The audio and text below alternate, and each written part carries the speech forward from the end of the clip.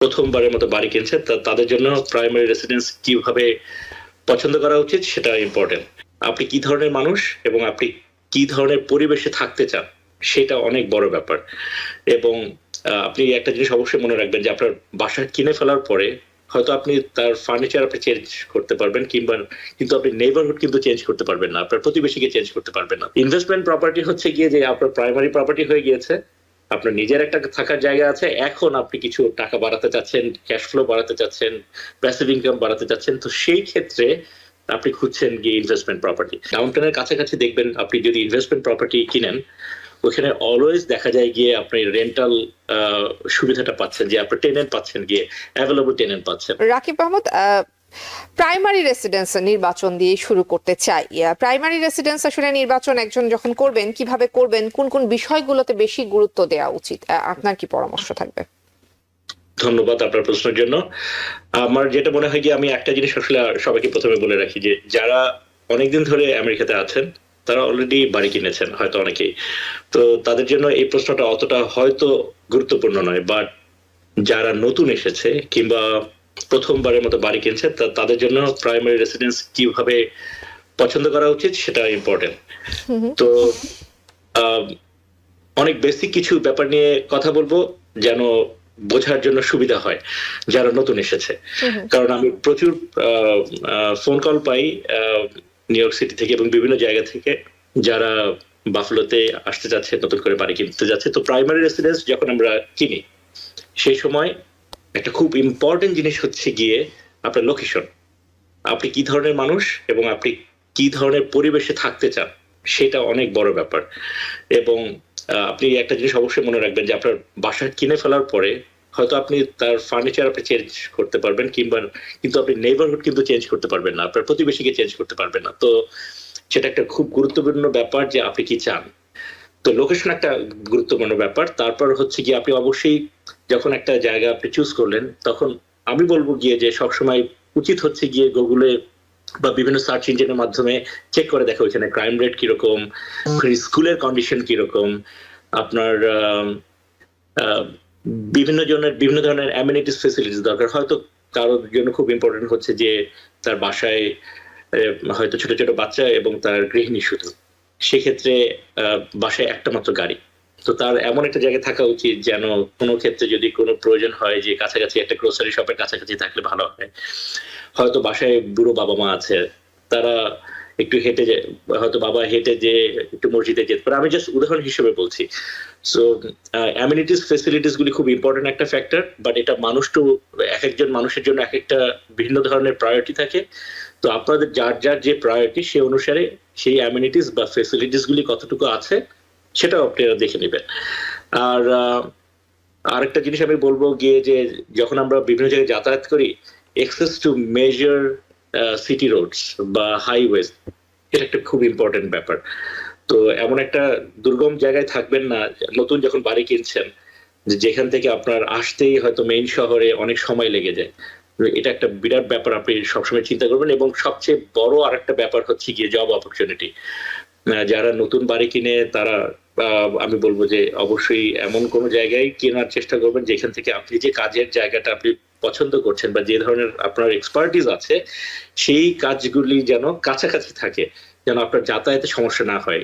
Specially আমি Buffalo বা Niagara Falls বা এই নিউ ইয়র্ক সিটি বা এই প্রেক্ষিতে বলছি কেন, কারণটা হচ্ছে গিয়ে আপনার বাফলো বা নায়াগ্রা ফলস এই সাইডে পাবলিক ট্রান্সপোর্টেশনের ফেসিলিটিসটা এখনো নিউ ইয়র্ক সিটির মতো ততটা না।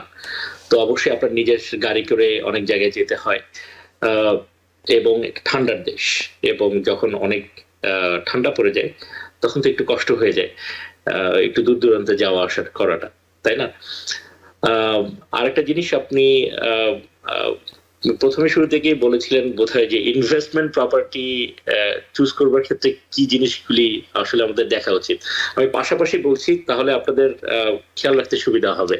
ইনভেস্টমেন্ট প্রপার্টি হচ্ছে গিয়ে যে আপনার প্রাইমারি প্রপার্টি হয়ে গিয়েছে, আপনার নিজের একটা থাকার জায়গা আছে, এখন আপনি কিছু টাকা বাড়াতে চাচ্ছেন, ক্যাশ ফ্লো বাড়াতে চাচ্ছেন, প্যাসিভ ইনকাম বাড়াতে চাচ্ছেন, তো সেই ক্ষেত্রে আপনি খুঁজছেন গিয়ে ইনভেস্টমেন্ট প্রপার্টি।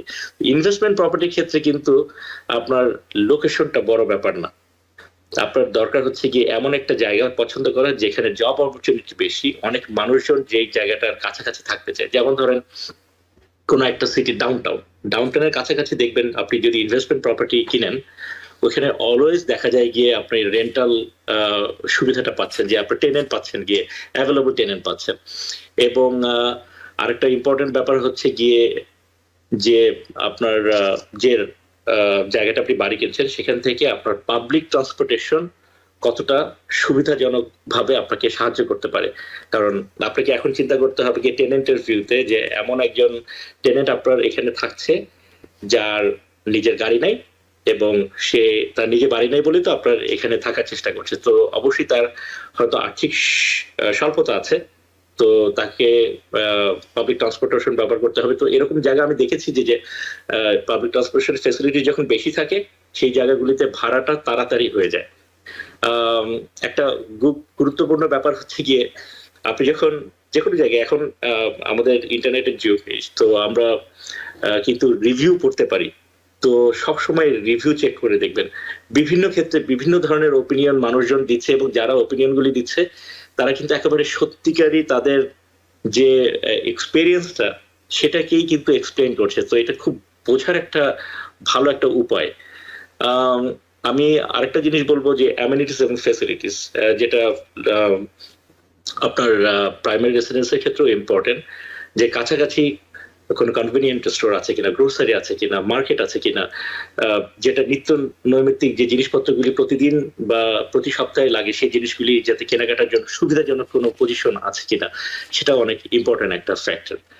বাট একটা ব্যাপারে আমি সবাইকে বলবো যে আজকে আমি আমার এক ক্লায়েন্টের সাথে কথা বলছিলাম, এক্সাম্পল হিসেবে বলছি, সে কোনো একজনের মাধ্যমে কোন একটা বাড়ি পছন্দ করেছে।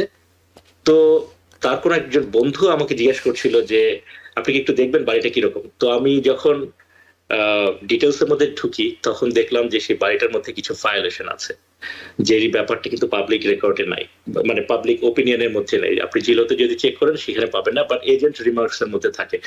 তো এই ধরনের খুঁটিনাটি সিক্রেট ব্যাপারগুলি বা ওই প্রপার্টি সম্পর্কে একটু ডিটেলস জানার জন্য আমি বলবো যে আপনারা যখন বাড়ি কিনবেন যে কোনো রিয়েল এস্টেটের এজেন্টের মাধ্যমে বাড়ি কিনেন, তাহলে আপনাদের ধোঁকা খাওয়ার সম্ভাবনাটা অনেক কম। জি, টেনেন্ট কিংবা ভাড়াটিয়া নির্বাচনের ক্ষেত্রে আপনি কি ধরনের পরামর্শ দিবেন? আমার মনে হয় এটা অনেক জটিল একটা প্রশ্ন, এবং এই প্রশ্নটা শুধুমাত্র নতুন বাড়ি কিনছে যারা তাদের জন্য না, সবার জন্যই। নিউ ইয়র্কের যেহেতু ল কিছুটা ডিফারেন্ট নিউ ইয়র্ক স্টেটের, সেই কারণে আমাদের এখানে অনেক বেশি সচেতন থাকতে হয় একজন টেনেন্ট নির্বাচনের ক্ষেত্রে। তো আমি বলবো গিয়ে যে একটা জিনিস অবশ্যই অবশ্যই আপনারা মনে রাখবেন যে there is something call fair housing law. আমরা কোনো বৈষম্য ছাড়া কিভাবে নিয়মের মধ্যে থেকে একটা সঠিক টেনেন্টকে বাছাই করতে পারি। তো ব্যাপারটা যতটা জটিল মনে হচ্ছে ততটা জটিল না। আমরা যদি একটু জানার চেষ্টা করি যে ফেয়ার হাউজিং ল এর ফেডারেল ল গুলি কি কি, যেমন আমরা race, colour, religion, sex, national origin, family status, disability, এরকম ব্যাপারগুলিকে সবসময় মনে রাখতে হবে যে এই ব্যাপারে কোনো বৈষম্য করা যাবে না। যে একজন মানুষ সে হয়তো হুইল চেয়ারে ঘুরছে, ডিসেবল মানুষ, তাকে আপনি বলতে পারবেন না, এটা আমি উদাহরণ হিসেবে বলছি, যে আপনি তাকে বাসা ভাড়া দিবেন না। সবাইকে সমান দৃষ্টিতে দেখতে হবে। ওকে, এই সমানভাবে দেখার পরে, এটা ফেয়ার হাউজিং নিয়ে হয়তো আমি অন্য কোনো দিন আর একটু ডিটেলস বলবো, বাট এই বৈষম্য না করে যখন আপনি কোনো টেনেন্ট চুজ করবেন, আমি মনে করি যে একটা বেসিক ক্রাইটেরিয়া তৈরি করে নেওয়াটা বেটার। একটা ধরেন অ্যাপ্লিকেশন ফর্ম তৈরি করে নেওয়াটা বেটার। আপনি ইন্টারনেট থেকেও পছন্দসই ভাবে কিছু গাইডলাইন নিতে পারেন। হয়তো আমরা যারা প্রপার্টি ম্যানেজ করি, লাইসেন্স প্রপার্টি ম্যানেজার, আমাদের কারোর সাথে কথা বলেও আপনারা হয়তো একটা ক্রাইটেরিয়া তৈরি করে নিতে পারবেন, যদি আপনারা প্রপার্টি ম্যানেজমেন্ট না চান, আপনি নিজেই ম্যানেজ করতে চান সেই ক্ষেত্রে। তো এই অ্যাপ্লিকেশন ফর্মটা সবার জন্য সেম থাকবে।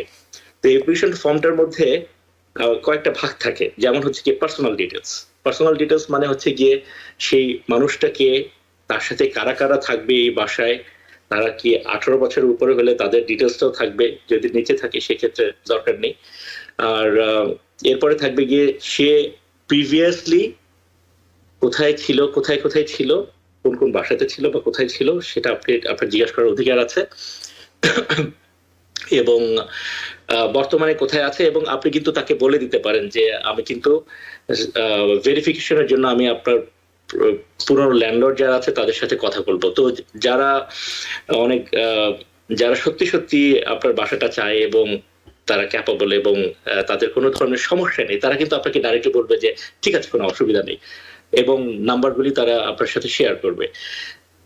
একটা খুব ইম্পর্টেন্ট জিনিস হচ্ছে কি, নিউ ইয়র্ক স্টেটের জন্য আপনি কাউকে তাদের সোর্স অফ ইনকাম জিজ্ঞেস করতে পারবেন না, এটা নিষেধ।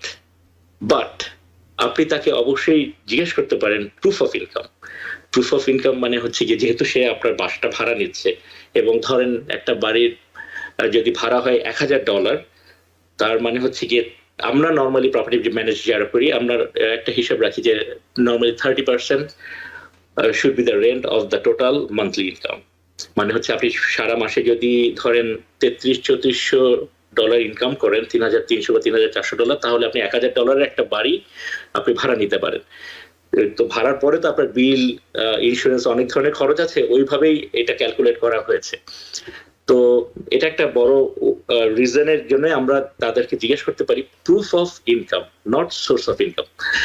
আর এটা আপনারা অনেকে আমরা ভুল করে, আপনারা কাইন্ডলি মনে রাখবেন, অনেক সময় দেখা যায় যে ফেয়ার হাউজিং এর বা হাউজিং ডিপার্টমেন্ট অফ হাউজিং থেকে অনেক সময় ইন্সপেক্টররা ইন্টেনশনালি ফোন করে আপনাদের কাছ থেকে খবর নেওয়ার জন্য। যদি আপনি ভুল কিছু বলে ফেলেন, আপনার নামে কিন্তু কেস হয়ে যেতে পারে বা জরিমানা হয়ে যেতে পারে, মনে রাখবেন সেটা। আর আরেকটা ব্যাপার হচ্ছে গিয়ে আপনার যেহেতু নর্মালি আমরা যেটা চাই গিয়ে যে 1 মাসের অ্যাডভান্স এবং সিকিউরিটি ডিপোজিট, সেই কারণে আপনি চাইলে তাদের কাছে proof of income, proof of ফান্ডও আপনি চাইতে পারেন। তো আরেকটা ব্যাপার হচ্ছে গিয়ে আপনি ওই অ্যাপ্লিকেশন ফর্মের মধ্যে একটা ক্লজ রাখতে পারেন যে প্রশ্ন করা তাদেরকে যে হ্যাভ ইউ এভার বিন ইভেক্টেড। যদিও যদি সে ইভেক্টেডও হয়, সেটা কখনো কোনো ক্রাইটেরিয়া আপনি তৈরি করতে পারবেন না যে তাকে আপনি ভাড়া দিবেন না ইভেকশনের জন্য, সে অতীতে ইভেক্টেড হয়েছে সেই কারণে আপনি ভাড়া দিতে পারবেন না। বাট যখন দেখবেন যে এই অংশটা কেউ ফিল আপ করবার সময় সে যদি কনফিডেন্ট থাকে, সে কনফিডেন্টলি ফিল আপ করে দিবে। যে কনফিডেন্ট না, সে হয়তো ওই অংশটাকে বাদ দিয়ে রাখবে। তো আপনার জন্য সেটা বোঝাটা সুবিধা হবে সাইকোলজিক্যালি যে টেনেন্ট। এন্ড দেন আমরা যখন অ্যাপ্লিকেশন ফর্মটা দিচ্ছি তাদেরকে লিখে দেওয়ার জন্য একটা খুব ইম্পর্টেন্ট জিনিস হচ্ছে গিয়ে আপনি কিন্তু কোনো ভুল ইনফরমেশন দিতে পারবেন না। তাহলে কিন্তু যেই এই অ্যাপ্লিকেশন ফর্মটা ফিল আপ করে, সে জানে যে সে যদি ভুল ইনফরমেশন দেয় জেনে শুনে, যেহেতু তার নিজের হাতের লেখা, সেটা একটা ফর্জারি হিসেবে আপনি পরবর্তীতে এটা দাখিল করতে পারেন কোর্টে, which is a criminal offense। আর আমার মনে হয় যে এই ব্যাপারগুলি নিয়ে যদি আপনি একটা অ্যাপ্লিকেশন ফর্ম ফিল আপ করেন, করবার পরে সেটা যখন ফিল আপ করে দেওয়ার পরে আপনি ইনফরমেশনগুলিকে ভেরিফিকেশন করবেন প্রতিটা জায়গায়। আপনার যদি কোথাও কোনো কারণে সন্দেহ হয়, করবার পরে তারপর আপনি বেস্ট যে একজন বা দুজন যাকে আপনি চুজ করতে চান তাকে আপনি টেনেন্ট হিসেবে চুজ করেন। আমার মনে হয় যে হয়তো 90% ক্ষেত্রেই আপনার আর সমস্যা পড়বেন না। জি, আপনি ফেয়ার হাউজিং এর কথা বলছেন। ফেয়ার হাউজিং এর আইন যদি কেউ আসলে ভাঙে, সেই ক্ষেত্রে আসলে কি ধরনের শাস্তি হতে পারে, কিংবা পরবর্তীতে আসলে কি হতে পারে? ফেয়ার হাউজিং এর শাস্তি বিভিন্ন ধরনের আছে। আপনার জরিমানা হতে পারে, মিসডেমিনার টাইপের, এবং জেল পর্যন্ত হয়ে যেতে পারে গিয়ে। তো আমি বলবো গিয়ে যারা ফেয়ার হাউজিং এর লটা, এটা তো ফেডারেল ফেডারেল লটা আমাদের সবারই জানা উচিত। তারপর আপনি যে স্টেটে আছেন সেই স্টেটেরও আবার ডিফারেন্ট ল থাকে, সেটাও জানা উচিত। আপনি যে সিটিতে থাকেন সেই সিটিতেও আবার ল আছে। এখন একটা ইম্পর্টেন্ট জিনিস হচ্ছে গিয়ে ফেডারেল ল কিন্তু সবাইকে মানতে হবে, তারপর স্টেট ল মানতে হবে, তারপর সিটি ল মানতে হবে। তো দেখা যায় কি ম্যাক্সিমাম জিনিসই হয়তো কমন থাকে। যেমন আমি উদাহরণ হিসেবে বলছি যে আপনার ধরেন ফেডারেল ল অনুসারে রেস, ধর্ম, বর্ণ, জাতি, এই ব্যাপারগুলি, রিলিজিয়ান, সেক্স, আপনি মেল না ফিমেল, কেউ বললো গিয়ে যে না আমি আমার বাসায় কোনো ছেলেদেরকে রাখবো না, আপনি কিন্তু সেটা বলতে পারেন না, শুধু মেয়েরা থাকবে, এটা বলা যাবে না। ধরেন ন্যাশনাল অরিজিন, যে আপনি বললেন গিয়ে যে না আমি শুধু এই দেশি বাঙালিদেরকে আমি দিব, সেটা বলা যাবে না। সবার জন্য সমান অধিকার থাকবে। তারপরে ডিসএবিলিটি একটা খুব ইম্পর্টেন্ট ফ্যাক্টর। বিভিন্ন ধরনের ডিসএবিলিটি আছে, এটা যে শুধুমাত্র যে একজন হুইল চেয়ারে বসতেছে সেটাই ডিসএবিলিটি না। এটার ব্যাপারে আপনি যদি কখনো একটু পড়ালেখা করেন, আমি বলবো যে যখনই আপনি ভাড়া দিতে যাবেন আপনার নিজের প্রপার্টিটাকে, এটা অনেক জটিল একটা ব্যাপার। তো আমার মনে হয় কি আপনাদের সবাইকে একটু কেয়ারফুল থাকা উচিত, জানা উচিত। নিউ ইয়র্ক স্টেটের যে প্রোটেক্টিভ ক্লাসগুলি আছে তার মধ্যে একটা খুব ইম্পর্টেন্ট জিনিস হচ্ছে গিয়ে জেন্ডার আইডেন্টিটি অ্যান্ড এক্সপ্রেশন, যে LGBTQ যে জিনিসটা বলা হয় যে আপনি আসলে এই ব্যাপারগুলি নিয়ে তাকে জিজ্ঞেস করতে পারবেন না, বা এটা ক্রাইটেরিয়ার উপর বেস করে আপনি কাউকে যে বাসা ভাড়া দিবেন না বা এরকম কোনো কিছু আপনি কখনো বলতে পারবেন না। লফুল অকুপেশন সম্পর্কে আপনি তাদেরকে জিজ্ঞেস করতে পারবেন না। লফুল সোর্স অফ ইনকাম সম্পর্কে আপনি তাদেরকে জিজ্ঞেস করতে পারবেন না। ম্যারিটাল স্ট্যাটাস সম্পর্কে আপনি জিজ্ঞেস করতে পারবেন না, যে আপনি বলেন যে আমি শুধু ম্যারিড মানুষজনকে ভাড়া দিব না, এটা আপনি বলতে পারবেন না। সবারই সমান অধিকার আছে, সিঙ্গেল মাম, সিঙ্গেল ড্যাড, সবারই অধিকার আছে গিয়ে বাসায় থাকার জন্য। আপনার যদি বলেন যে না এখানে এই কমিউনিটিতে বয়স্ক মানুষজন বেশি, আমি ছোট বাচ্চাদেরকে এখানে ভাড়া দেবো না, সেটা বলতে পারবেন না। বাট কোনো কোনো সময় আছে গিয়ে যে কোন কোন সিটিতে কিছু কিছু ভেরিয়েশন আছে। ফেডারেল অনুসারে আপনার যদি 4 ইউনিটে বাড়ি থাকে, আপনি সেক্ষেত্রে হয়তো কিছু রেস এবং কালার ছাড়া অন্য অন্য ক্রাইটেরিয়া গুলিতে কিছু ছাড় পেতে পারেন গিয়ে। নিউ ইয়র্ক স্টেটের জন্য হচ্ছে গিয়ে আপনার 2 ইউনিট। নায়াগ্রা ফলসের জন্য কোনো ইউনিটই নেই। আপনার যদি একটা ইউনিট থাকে, একটা ইউনিট যে কাউকে আপনাকে ভাড়া দিতে হবে গিয়ে, যদি তারা আপনার ক্রাইটেরিয়া অনুসারে আসে। আমার মনে হয় গিয়ে যে আমি খুব শর্টকাটে বুঝিয়েছি, বাট এর মধ্যে অনেক কথা, মানে সত্যি কথা বলতে প্রত্যেকটা ব্যাপার এক্সপ্লেন করতে গেলে হয়তো না অনেক বেশি সময় লাগবে। আমাদের আসলে সময়ের কিছু বাধ্যবাধকতাও রয়েছে। আমরা শেষের দিকে চলে এসেছি। রাকিব মাহমুদ, একদম ছোট্ট করে যদি একটু বর্ণনা করতেন যে পরিস্থিতি যদি একেবারেই জটিল হয়ে যায় এবং হোম ওনারকে যদি এভিকশনের পদক্ষেপ নিতে হয়, সেই ক্ষেত্রে তিনি আসলে এই প্রসেসটি কিভাবে হ্যান্ডেল করবেন, আইনগতভাবে কি করতে পারেন? ইলেকশনের ব্যাপারে অবশ্যই আমি বলবো যে আমার থেকে একজন অ্যাটর্নি অনেক বেশি ভালো বলতে পারবে, কি রিয়েল এস্টেট অ্যাটর্নি। বাট আমি জাস্ট বেসিক কিছু জিনিস বলি। আপনার ধরেন কেউ একজন ভাড়া দিচ্ছে না, এক মাস ভাড়া দেয়নি, আপনি তাকে 15 দিনের রেন্টাল ইভিকশন দিতে পারেন। It's a caution given by the landlord to the tenant, মানে আপনি মালিক এবং আপনি ভাড়াটিকে দিতে পারছেন। বাট রেন্টাল ইভিকশনের ক্ষেত্রে হচ্ছে কি, যখনই সে ভাড়া যদি কিছুটা পরিশোধ করে, সাথে সাথে ওইটা আর ভ্যালিড থাকে না। ধরেন আপনার 1000 টাকা ভাড়া, সে 300 টাকা দিল, 700 টাকা দিল না। বাট যেহেতু সে দিয়েছে, সো আপনি তার কাছে ম্যাক্সিমাম যেটা চেতে পারেন সেটা হচ্ছে কি লেট ফি চেতে পারেন গিয়ে 5% অথবা $50, হুইচ এভার ইজ লোয়ার। এটা ছাড়া আরেকটা ওয়ে আছে ইভেকশনের, সেটা হচ্ছে গিয়ে কেউ যদি মান্থ টু মান্থ থাকে এবং ধরেন আপনাকে বিভিন্ন ধরনের সমস্যা দিচ্ছে, আশপাশের নেইবাররা বা একই ইউনিটের হয়তো একই বাসার হয়তো দোতলা এবং নিচতলায় দুইটা ইউনিটে দুইজন টেনেন্ট থাকে, তো নিচের টেনেন্ট কন্টিনিউয়াসলি বলছে যে আমার উপর টেনেন্ট এই ধরনের জ্বালাতন করে, এরকম শব্দ করে, রাত্রেবেলা ঘুমাতে দেয় না। তো এই ধরনের যদি ইস্যু হয় গিয়ে এবং আপনি মনে করেন যে না রেন্টাল ব্যাপার না, আসলে শান্তিটা খুব ইম্পর্টেন্ট ব্যাপার, সেক্ষেত্রে মান্থ টু মান্থ যদি থাকে এবং আপনি যদি 1 বছরের কম হয়, তখন আপনি 30 days এর ইভিকশন নোটিশ দিতে পারেন যে আমি কোনো ভাড়াটার কিছু না, 30 days এর নোটিশ, আমাদের লিজ এগ্রিমেন্ট আমরা টার্মিনেট করতে যাচ্ছি, দ্যাটস ইট। তো এই 30 days এর নোটিশ দেওয়ার পরেও তারপরেও আরো 14 দিন, 10 দিন, 14 দিন এরকম সময় লাগে বিভিন্ন স্টেপ বাই স্টেপ যাওয়ার জন্য। তো আলটিমেটলি দেখা যায় যে 30 days এর নোটিশ দিল, আমার এক্সপিরিয়েন্স বলে অ্যারাউন্ড 3 মাসের মতো সময়, পুরো 3 মাসের মতো সময়। যদি 1 বছর থেকে 2 বছরের মধ্যে থাকে, সেক্ষেত্রে হচ্ছে গিয়ে 60 days নোটিশ। আর যদি 2 বছর বেশি থাকে, সেক্ষেত্রে হচ্ছে গিয়ে 90 days notice. That means 90 days notice যদি হয় 90 দিনের নোটিশ, সেক্ষেত্রে আপনার প্রায় 5 মাসের মতো লাগবে গিয়ে একটা মানুষকে ইভেক্ট করবার জন্য। নিউ ইয়র্ক থেকে সম্প্রচারিত TVN 24 টেলিভিশন, বিশ্বজুড়ে বাঙালির কণ্ঠস্বর।